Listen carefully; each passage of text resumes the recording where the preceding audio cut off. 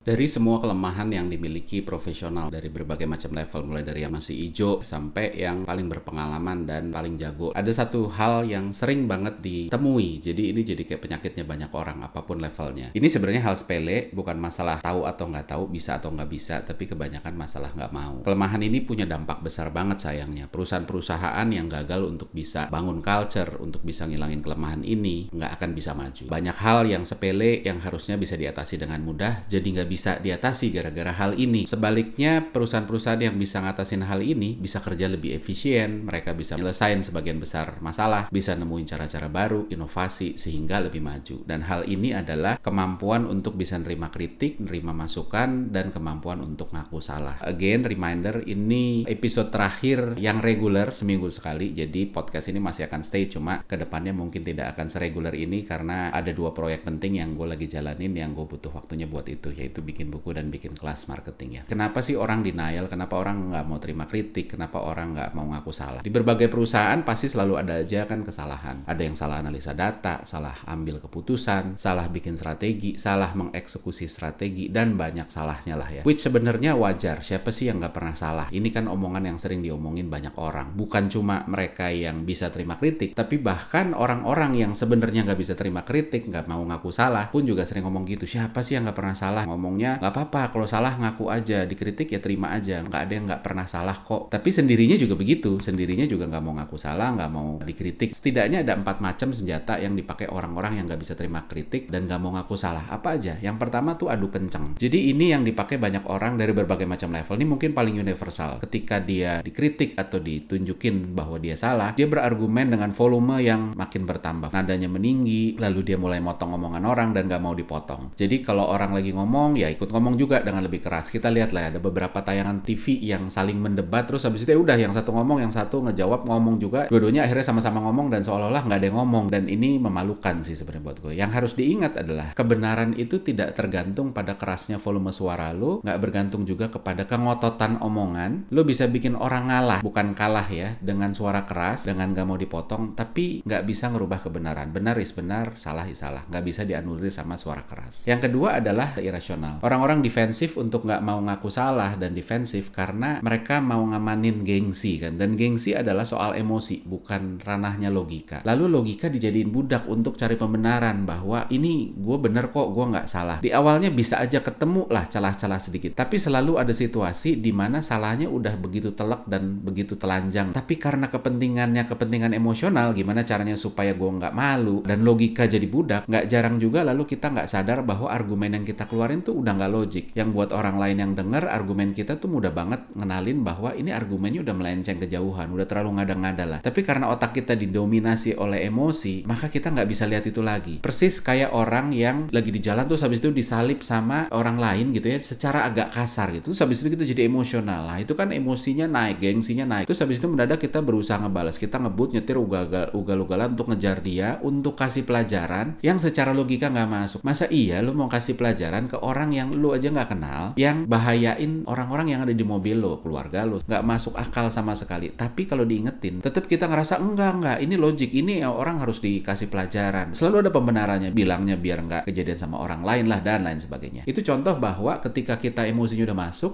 logikanya tuh kalah, logika jadi budak dan seolah-olah semuanya benar. Nah persis juga sama, ketika kita lagi debat, ketika kita lagi defensif, seringkali kita gitu, kita ngerasa ini logik banget, padahal nggak. Yang ketiga adalah, ini yang agak berbahaya, biasanya terjadi buat orang-orang yang udah lebih punya jam terbang, yaitu pakai pengalaman. Makin tinggi jam terbang makin rentan, karena kita ngerasa kita lebih tahu. Biasanya mereka ngomongnya, ya gue kan udah puluhan tahun di bidang ini, jadi ya dari dulu ya begitu gitu. Seolah-olah mereka yang berpengalaman tuh nggak bisa salah, seolah-olah apa yang udah terjadi dari dulu-dulu tuh nggak mungkin berubah. Padahal banyak orang-orang yang berpengalaman lalu tiba-tiba kalah, kesalip hanya gara-gara zamannya udah berubah dan mereka masih percaya bahwa yang benar tuh begini, dan mereka bertahan dengan itu. Termasuk ya beberapa brand yang gede, termasuk Nokia contohnya. Kurang pengalaman apa Nokia? Jadi raja berpuluh-puluh tahun terus tiba-tiba disalip hanya gara-gara enggak, yang benar tuh begini ya. Keempat itu adalah pakai authority. Wah ini lebih kasar lagi sebenarnya. Makanya makin tinggi pangkat, makin rentan terhadap bias defensif ini. Bias untuk nggak mau ngaku salah, bias untuk oh iya ya ternyata yang benar gitu ya. Karena sama kayak pengalaman, ini jadi kayak jurus mujarab untuk bikin lawan debat diem gitu ya. Kalau kita bilang bahwa udahlah, gua bosnya, lu turutin deh. Ya udah, gimana dia bosnya gitu ya.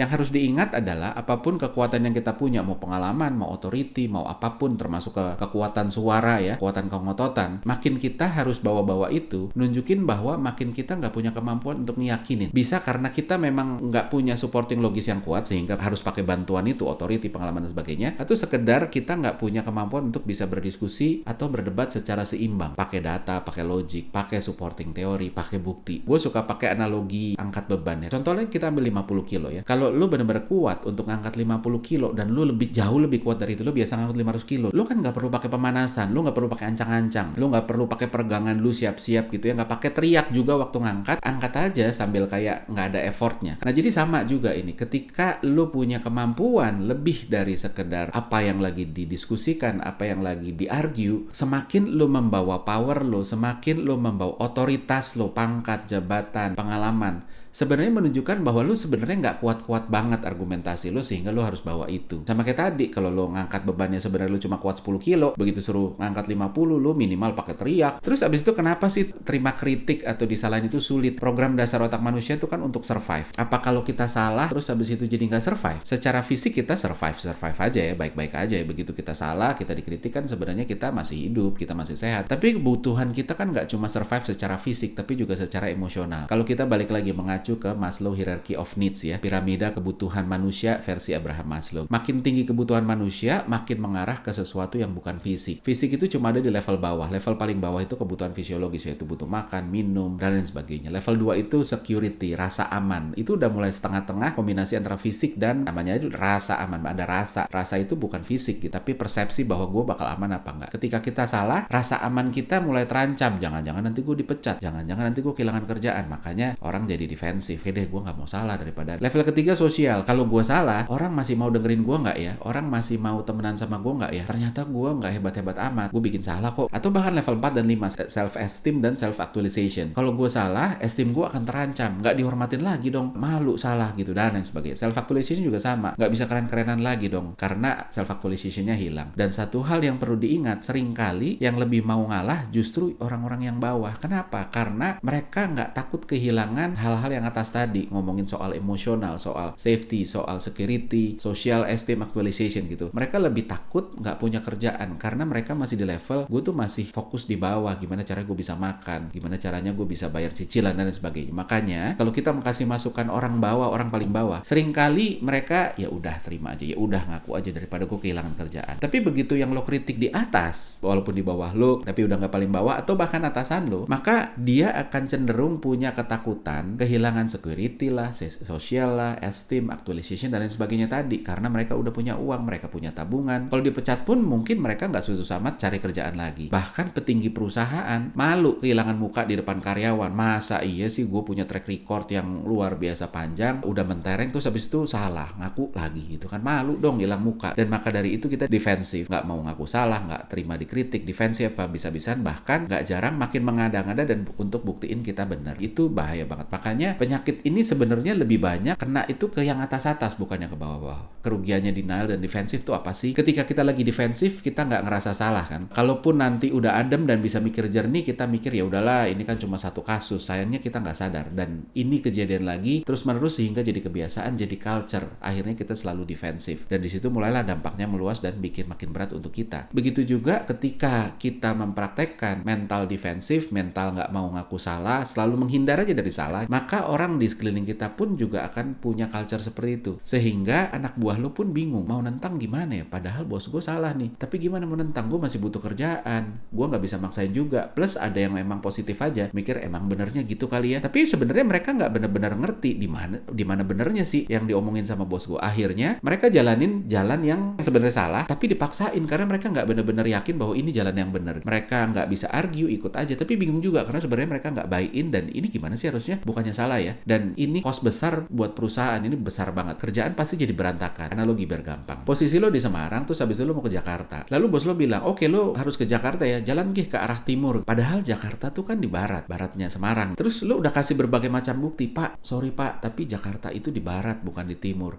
Tapi bos lo ngotot banget dan defensif. Enggak, lo nggak ngerti aja, gue tuh pengalaman lebih jauh. Kalau lo ke barat, lo nyampainya jauh lebih lama. Mendingan lo ke timur deh. Nah, akhirnya lo jalanin karena berbagai macam alasan, lo jalanin, tapi lo jalaninnya setengah hati karena lo bingung di mana benernya ini. Yang ada juga ketemu Surabaya kalau lo terus ke timur, serba salah karena lo nggak jalanin, dibilang nggak mau kerja. Lo jalanin ujung-ujungnya bakalan salah juga dan bisa jadi lo yang disalahin. Lo gimana sih, nggak becus lo? Maka dari itu kebiasaan nggak mau ngaku salah itu bahaya banget. Terus yang keempat adalah resikonya ketika kita punya culture yang nggak mau ngaku salah, yang selalu defensif, adalah orang nggak mau kasih masukan. Kita harus sadar dong bahwa kita nggak mungkin benar terus, kita pasti pernah salah, sering ataupun jarang ya. Dan salah sebenarnya nggak apa-apa, asal bisa diperbaiki. Tapi gimana mau diperbaiki? Setiap orang kasih masukan bahwa Pak, maaf ya, ini yang benar kayak gini. Nggak didengar, nggak diakuin. Dibilang, kamu mah cuma alasan gitu. Akhirnya udahlah, nggak usah dikasih tahu. Malah kita yang salah nanti. Dan selamat ya, lo akan menuai budaya di mana orang nggak akan kasih masukan buat lo. Semua akan diem aja, karena orang mikir, ngapain juga gue kasih masukan, gue nggak didengar. Padahal kita butuh tim kita untuk ngingetin, karena kita tuh nggak akan selalu benar, kita pasti akan pernah salah. So, apa yang harus lo ingat supaya nggak takut untuk ngaku salah, untuk terima kritik, dan untuk bisa memperbaiki? Yang pertama adalah ada prinsip spotlight bias. Jadi gue dulu waktu pacar yang kemudian sekarang jadi istri gue tuh dulu dari keluarga yang agak konservatif, nggak boleh keluar kota bareng pacar lah berdua gitu ya. Sementara kita udah mati gaya nih, pacaran mau gimana lagi di Jakarta, mau ngapain lagi gitu, pingin lah jalan-jalan keluar kota, senang-senang bareng. Akhirnya gue ajak dia gitu ya untuk keluar kota, dan gue berhasil ngeracunin dia untuk bohong sama orang tuanya, bilang lah acara kampus lah. Jadi berangkatlah kita ke Jogja, dan sejujurnya ternyata nggak enak banget pacaran keluar kota bareng dengan bohong, karena pacar gue sebegitu ketakutannya selama di Jogja, dia parnoan gitu, celingak-celinguk, takut ada yang kenalin, takut ada bokap nyokapnya tahu, terus habis itu ternyata ngikutin kesana dan nge-gap. Ini adalah salah satu bentuk spotlight bias gitu. Dia takut dan berpikir orang tuanya bisa aja ngikutin dia karena dia tahu kita tuh bohong. Tapi orang tuanya kan nggak akan berpikir bahwa anak gua nih sama pacarnya nih lagi bohong, kan dia nggak akan tahu gitu. Jadi dia nggak bakal nyusul anyway. Jadi makanya kita ketakutan. Sama, makanya nangkep penjahat itu nggak susah-susah banget gitu, karena penjahat itu tahu bahwa dia melakukan kejahatan, sehingga gerak-geriknya itu akan terasa beda sama orang-orang yang sebenarnya nggak melakukan kejahatan, karena dia tahu dia salah. Sementara kita nggak kepikir gitu ya.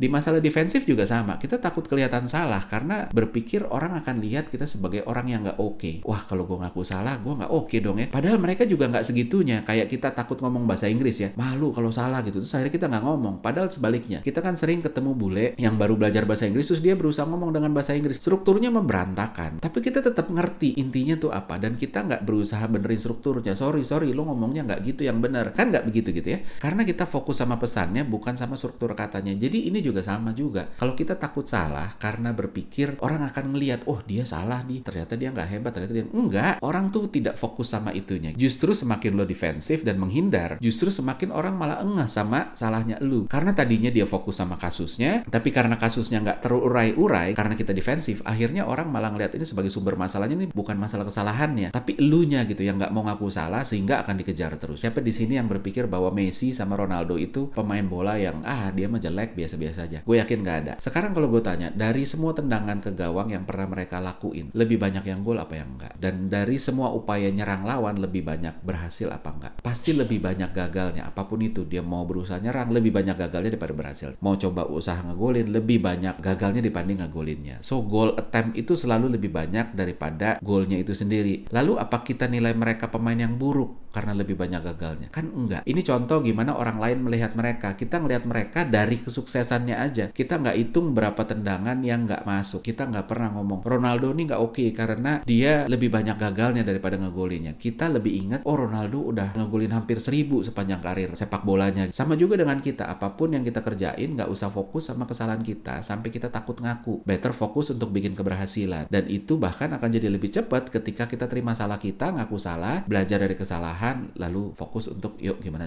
kita bisa beres ini. Ketimbang sibuk nutupin kesalahan yang akhirnya peluang berhasilnya mengecil, karena keberhasilan kan cuma bisa dimulai ketika kita tahu apa yang salah, lalu kita bisa perbaiki itu ya. Terus yang kedua adalah penting juga untuk kita bisa melihat big picture-nya. Kita defensif karena kita nggak mau salah, tapi coba lebih malu mana? Lu suruh anak lu jalan dari Semarang ke timur untuk nemuin Jakarta, dan lu ngotot, atau ngaku salah aja, oh iya ternyata Jakarta tuh di baratnya Semarang bukan timur, yuk kita ke barat. Ketika ngaku salah dengan mudah, orang nggak fokus sama elunya, orang cuma oh ya mungkin dia kelupaan, mungkin dia lagi mikir yang lain gitu, udah cuma sebesar itu, terus habis itu orang langsung fokus sama solusi. Jadi bahkan nggak perlu malu atau nggak perlu malu sama sekali gitu ya. Kalau lo defensif habis-habisan, lo tetap ngotot, enggak Jakarta tuh di timurnya Semarang, padahal lo jelas salah dan lo paksain, akhirnya malah lo lebih malu-maluin. Salah itu tidak memalukan, yang memalukan itu udah salah, lo masih ngotot dan nggak mau ngaku, dan itu berbahaya banget. Yang terakhir adalah framing yang lebih bijaksana ya. Lu butuh untuk melihat kesalahan ini dengan framing yang lebih pas ya. Mana yang lebih kita hormatin? Bos kaya